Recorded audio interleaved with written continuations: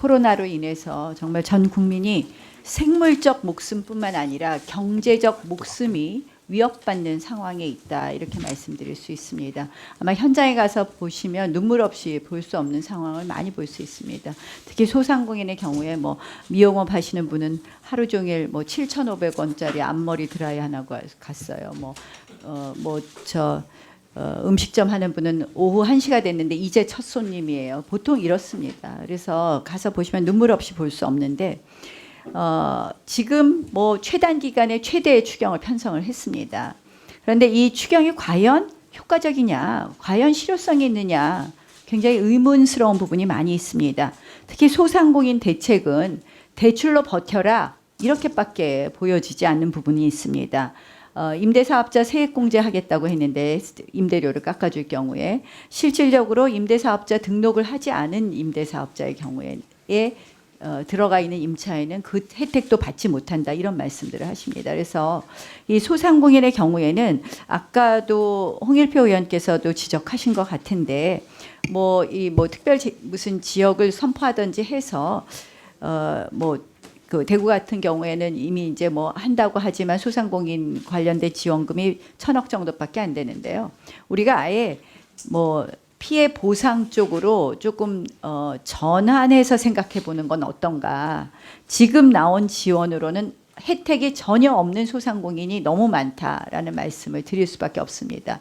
특히 상품권을 발행하겠다고 하는데 이 상품권으로 과연 소상공인에게 혜택이 갈 수 있는지에 대해서는 의문점이 많다는 점도 다시 한번 지적합니다. 두 번째로는 마스크 문제입니다.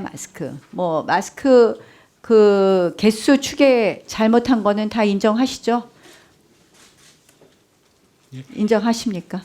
1인당 2개씩 쓰더라도 1억 장이 필요한데 일주일이면 일주일에 2개씩 쓴다고 해도 지금 보면 풀로 돌려도 3천만 장이 모자란다, 이렇게 계산이 나오더라고요. 예, 절대 공급량은 부족합니다. 네, 지금 결국은 초창기의 소비 조장, 수출 동력 이런 것으로 일어난 마스크 참사인데요.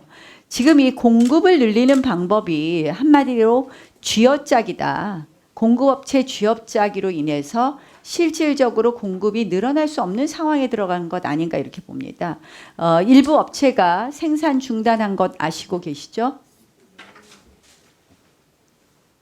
거의 대부분 업체가 지금 전력 투구하고 있습니다. 제가 알기로는. 생산 중단한 업체가 있습니까, 없습니까? 저는 일부 조정한 업체가 있는지 몰라도 중단한 업체는 그다지 거의 없다고 생각을 합니다. 이덴트라는 곳이 중단한 선언을 한 것을 전 봤는데 모르십니까? 거기는, 아닙니다. 거기는 한 하루 아주 덴탈 마스크 조금 생산하는 업체인데요. 덴탈 마스크든 거기도 다시 어떤 생산하기로 했습니다. 생산 중단을 했었죠. 중단 선언을 했죠. 선언을 그거는 뭐냐? 한마디로 이 정부가 생산 원가보다도 못 미치는 가격으로 가져가겠다고 하니, 제가 들은 거는 이덴트 말고도 생산 중단한 소규모 업체의 이야기를 들었습니다. 이런 방식으로 지금 중요한 거는 정부가 정말 직접 생산을 하든지 대만처럼, 아니면은 생산을 할 수 있게 장려하는 것이 맞다고 생각을 합니다. 그렇다면 오히려 원가를 쥐어짤 것이 아니라 이쪽에 보조금을 주던지 해야 되는데, 지금 마스크 공급에 대해서는 한 70억 얼마 들어가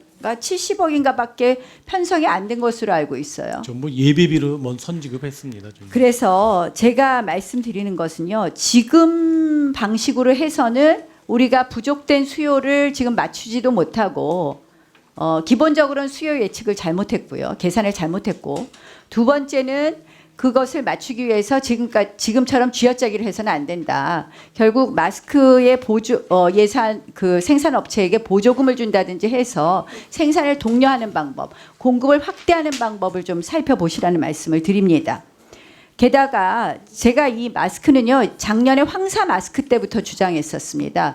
원내대표 시절에 제가 3당 원내대표에게 황사 마스크 가격이 상당히 비싸기 때문에 저소득층을 위한 마스크 예산을 확보하자고 해서 그때 작년에 추경에 들어갔었습니다. 그리고 추경이 늦게 통과되면서 2달치 마스크 예산이 깎인 그 8월부터 시행할 그 우리가 마스크 예산을 편성했었는데 이번에 마스크 예산을 조금 더 제대로 수요 예측해서 편성해 주실 것을 다시 한번 촉구하고요. 이거는 뭐 기재부 장관 그 소관 사항은 아니지만 국무회의 때 지금의 배포 방식으로는 많은 국민들에게 불편을 준다. 또 현장 약국에도 불편을 준다는 것을 다시 한번 말씀을 드립니다.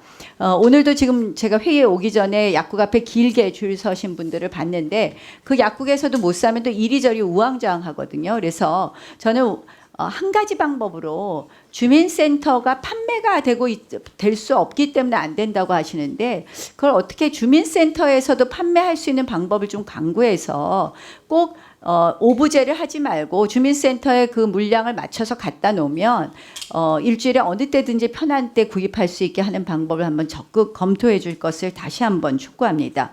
그 밖에 유치원 어린이집에 관련돼서는 인건비 보조라든지 이런 부분을 정부에서 한번 검토해 주실 것을 말씀을 드리고요.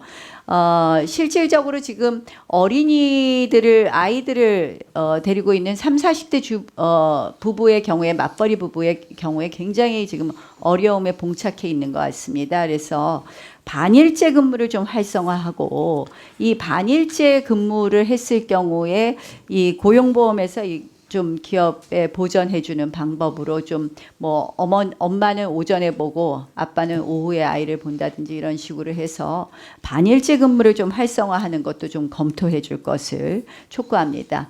다시 한번 말씀드리면 지금 현 상황은 이 대한민국의 경제적 목숨이 끊어질 위기에 있는 것 같습니다. 그래서 아주 창의적인 방법으로 또 현장에 있는 여러 가지 어려움을 조금 더 종합해서 들으시고 지금 특히 마스크 공급 부분에 있어서 기존의 방식과 다른 그런 대책을 네, 의원님 그 마스크 생산 관련해서 아주 걱정을 많이 주셨습니다. 근데 아까 뭐 공급을 늘리기 위해서 이제 쥐어짜기라는 표현을 주셨는데 저희는 물론 생산을 독려하고 있고요. 마스크 제조업체들이 정말 밤낮을 잊어가며 자발적으로 생산을 정말 극대화하려고 최선의 노력을 다하고 있다는 말씀을 드립니다. 정부도 그와 같은 생산이 더 될 수 있도록 여러 가지 설비 지원을 확충한다든가 포장 설비를 도입할 때는 정부가 보조금을 준다든가 또는 여러 가지 이 원단 구매라든가 인력 지원 이렇게 해서 정부도 나름대로 그분들의 생산 활동을 최대한 지원하고자 노력하고 있다는 말씀을 일단 드리고요. 저 의원님 지적의 말씀은 잘 알겠습니다. 배포와 관련돼서 아까 약국 말고 주민센터 말씀을 주셨는데 정부가 주민센터 검토를 안 한 것은 아니고요. 물량이 한정돼 있는 거를 갖다가 주민센터에서 지급하는 것도 여러 가지 문제가 지적이 됐었습니다. 다 검토를 했었고요. 일단 약국이 한 2만 4천 개가 된다면 주민센터는 또 한 2천 개도 안 돼가지고 더 제약이 되고 거기 몰릴 수도 있고 또 누군 주고 누군 안 살 수도 없고 여러 가지 비슷한 문제가 있어서 지금 약국의 보급 시스템으로 가고 있다는 말씀을 드리고요. 대기 시간을 좀 줄이고 불편을 줄이려고 오부제를 시행하고 오부제라는 것도 그래서 고육지책으로 저희도 마련하게 됐다는 말씀을 일단 드립니다. 의원님 아까 반일제 근무 관계는 저는 아이디어가 좋은 거라고 생각을 합니다. 현실적으로 어떻게 적용할 수 있는지를 저희가 관련 부처하고 그것도 또 한번 논의해 보도록 하겠습니다.